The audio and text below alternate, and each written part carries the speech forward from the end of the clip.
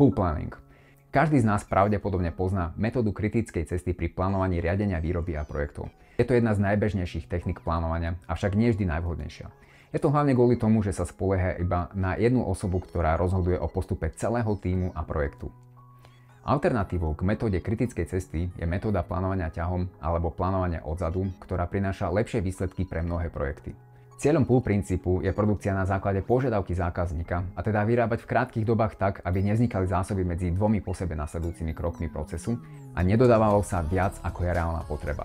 V praxi tak hovoríme o tom, že nebudeme napríklad dodávať do supermarketu viac výrobkov, ako je zákaznícky dopyt, alebo že nastavím svoje tempo prijímania žiadosti o úver tak, aby spracovateľské centrum stíhalo plniť ďalšie kroky. V opačnom prípade len tvorím zásoby, ktoré uviaznú v procese a nepohnú sa z tohto úzkeho miesta ďalej.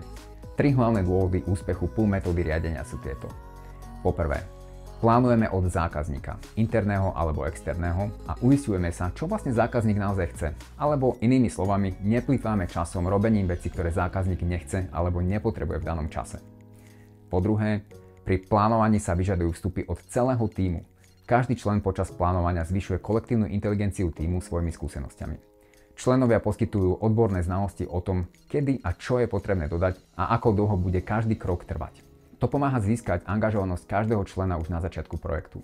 No a po tretie, tým, že otočíme logiku a plánujeme od konca po začiatok, sa ľudia vymania z pracovnej slepoty alebo stereotypu. Viac premýšľajú o aktivitách, nad ktorými by sa pri tradičnom plánovaní nezamýšľali a nezisťovali, či sú vôbec potrebné, a vložili by ich do plánu iba zo zvyku. To všetko robí z pool planningu jeden z najúčinnejších nástrojov na odstraňovanie 8 typov plýtvania. Ako? Tým, že dodávame naše práce v čase, kedy ich náš následovník potrebuje, a nie skôr, a na miesto, ktoré následovník definoval v pláne, hotové aj rozpracované výrobky alebo dokumenty neprekladáme z miesta na miesto. Ďalej, každý v procese presne zadefinoval nielen kedy, ale aj v akom množstve bude potrebovať materiály, dáta alebo informácie.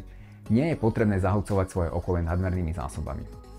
Vďaka ťahovému plánu sa minimalizujú aj situácie, kedy ľudia prerušujú práce na jednej činnosti a neskôr sa k nej musia vrátiť, pričom na jej dokončenie musia znovu prispôsobiť svoje pracovisko, vybaliť v nárade, či hľadať rozpracované súbory v adresároch alebo cloudových úložiskách a čakať znovu na ich načítanie.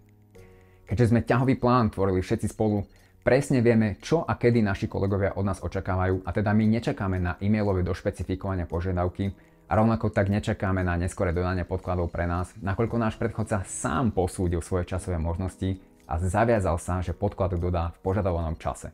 Ďalej, počas plánovacieho stretnutia následovník zadefinuje rozsah podkladov, ktorý potrebuje na splnenie svojej najbližšej úlohy a nie na splnenie všetkých úloh až do konca projektu.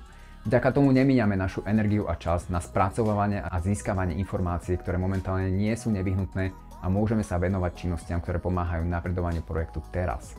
Ďalej, následovník zadefinoval finálny stav podkladov, konštrukcií alebo materiálov potrebný na to, aby mohol vykonať svoje práce v procese. Tým minimalizujeme nutnosť prerábať nesprávne zhotovené práce, taktiež minimalizovaním presunov a nadmerných zásob znižujeme riziko poškodenia materiálov alebo straty súborov. No a posledné plýtvanie. Pri plánovaní ťahom si vyžiadávame podklady vždy od kompetentných k ich dodaniu a oslovený dodávateľ potvrdzuje svoju schopnosť a odbornosť požadovaný podklad alebo materiál poskytnúť. No a na záver, keďže vďaka pool planningu odstraníme spomenuté plýtvania, kolegovia nemusia plýtvať ani svojim potenciálom na zbytočné presuny, pohyby, hľadanie, opravy chýb, tvorbu nepotrebných podkladov a tak ďalej. Namiesto toho sa môžu viac venovať činnostiam, na ktoré sú kvalifikovaní a kvôli ktorým študovali. To prispieva k celkovej spokojnosti so svojou prácou a pocitu zmysluplnosti činnosti, ktoré vykonávame.